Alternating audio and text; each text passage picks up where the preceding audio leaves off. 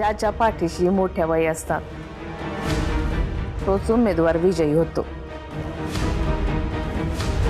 एक विचारू, माझं प्रपोजल मान्य असेल तरच. एवढा नालायकपणा जन्मजात होता का काही वेगळा कोर्स करावा लागला? क्या बात. मला माझी जुनी आनंदी काकू आज परत एकदा तळपताना दिसली.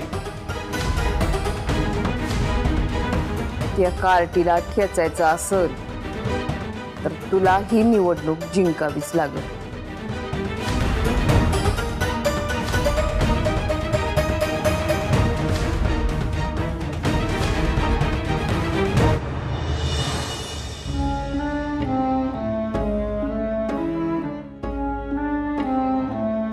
गोपाळ, अभिनंदन करायचंय का आशीर्वाद द्यायचाय? मी स्वयंभू आहे.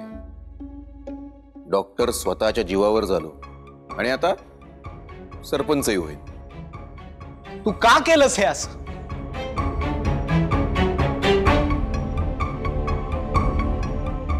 मी डॉक्टर झाल्यावर असं विचारलं नाही तो. मग आता उमेदवारीचा अर्ज भरल्यावरच का? आणि राजकारणात माझ्यासारखे हुशार लोक आले पाहिजेत की नको? अरे अधोक्षज भाऊ आहे तुझा. मग मग काय? उमेदवारीचा अर्ज भरण्याचा अधिकार लोकशाहीनुसार जसा त्याला आहे ना, तसाच मला सुद्धा आहे. मान्य आहे ना मला, पण म्हणून तू तुझ्या भावाच्या विरोधात निवडणूक लढणार आहेस? आणि ते सुद्धा त्या मोहितरावाची साईड घेऊन?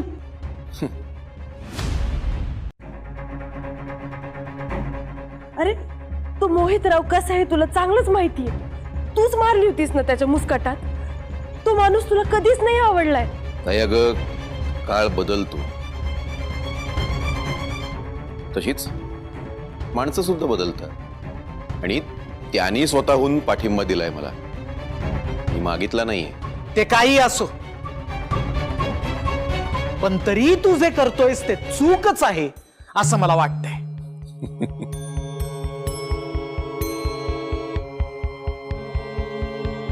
तुमच्या वाटण्यानं ते चुकीचं होणार नाहीये व्यंकट महाराज. आणि राजकारणामध्ये परमनंट असं काही नसतं.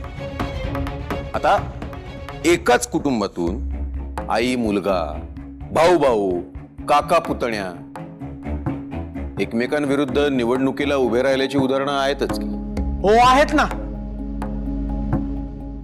पण एक लक्षात ठेव, पण हे राजकारण मला आपल्या घरामध्ये सुरू व्हायला नकोय.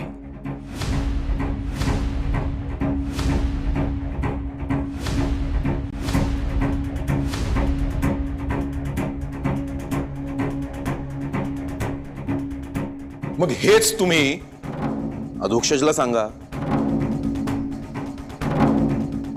तो त्याचा उमेदवारीचा अर्ज मागे घेऊ शकतो. कारण त्याला या गावच्या लोकांनी उभं केलंय. मग हेच मी सुद्धा म्हणू शकतो. हा, फक्त गावातले ते लोक अधोक्षजच्या विरोधातले.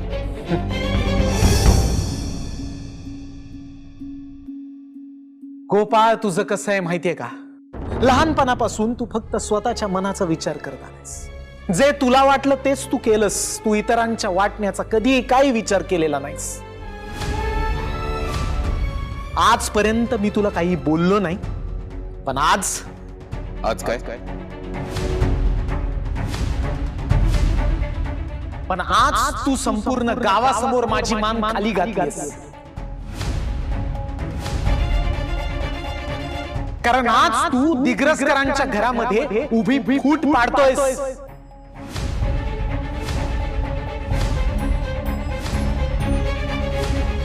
आणि मला हे अजिबात सहन होत नाहीये. आणि अधोक्षशी तर तू बरोबरी करूच नकोस गोपाळ.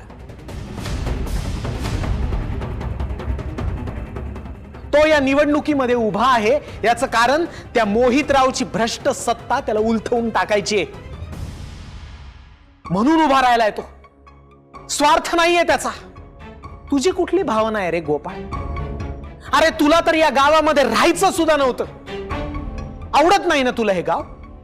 मग आज तुला चक्क अचानक विठूच्या वाडीचं सरपंच व्हायची इच्छा झाली आणि तू निवडणुकीला उभा राहिलायस.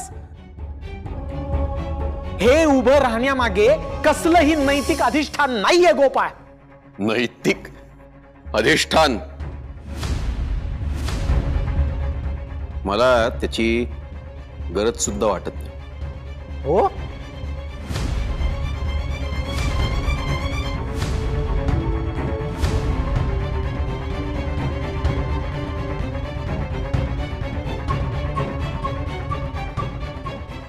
मग माझा तुला सक्त विरोध असेल.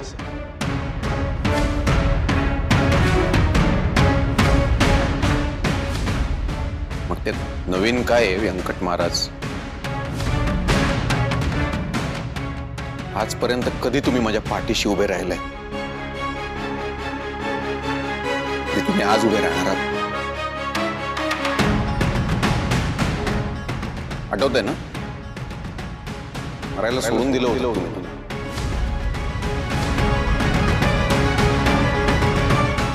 माझा काका होता ना, म्हणून मी जगलो.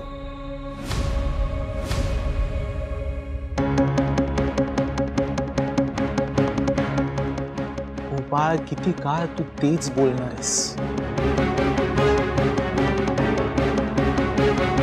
हे तू माझी बाजू कधी समजून घेणार आहेस? आणि माझी बाजू ती तुम्ही कधी घेतली समजून?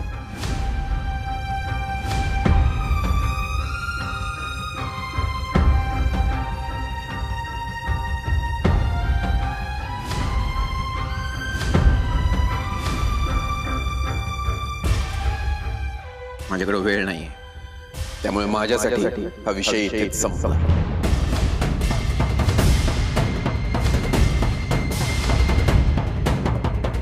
अधोक्षज, मोठा भाऊ म्हणून तुला निवडणुकीसाठी शुभेच्छा.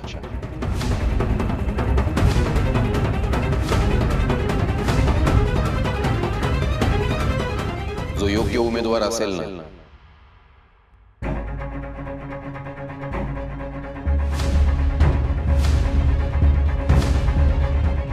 तो जिंकेल.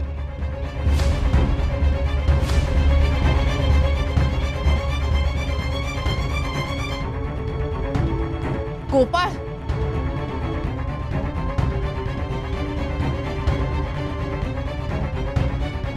अरे ऐक ना यांचं.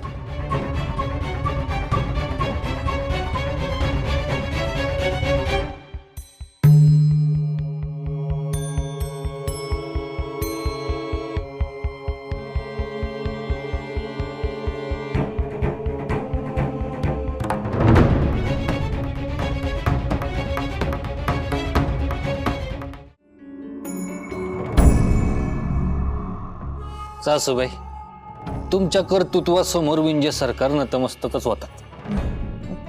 एकाच आखाड्यात तुम्ही दोन भावांना आमने सामने आणलं. कसं जमलं होतं मला? आता ते पण मीच सांगू का? शोधा, तुम्ही काहीतरी शोधा. सासूबाई, सासूबाई, तुमच्या पायाचं तीर्थ आहे ना, सगळ्या माणसांनी प्यायला पाहिजे. लबाड बोलणार नाही. काय जबरी प्लॅन आखलाय हो तुम्ही? काय जबरी प्लॅन आखलाय? अहो, मोठे मोठे पॉलिटिकल लीडर तुमच्या बुद्धिमत्तेसमोर पाणी मागतील, पाणी. अहो बस बस, ज्या गोष्टी मला माहिती आहेत त्या मला नका सांगू. दुसरं काहीतरी बोला, सांगा. सासूबाई, आई आपल्याच मुलाच्या विरोधात जाते हे नवल.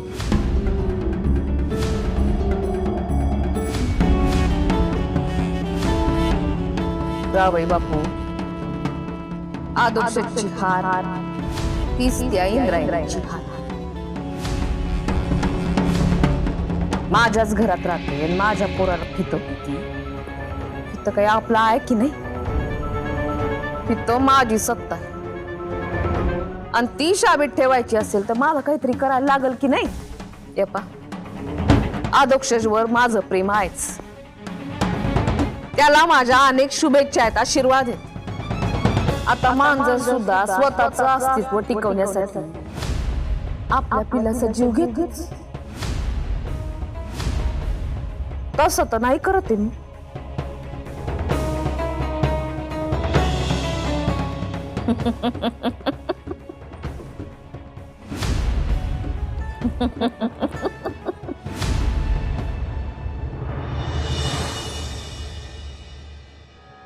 बाकीचे पैसे कुठे ठेवले मी? कपाटात ठेवले असते.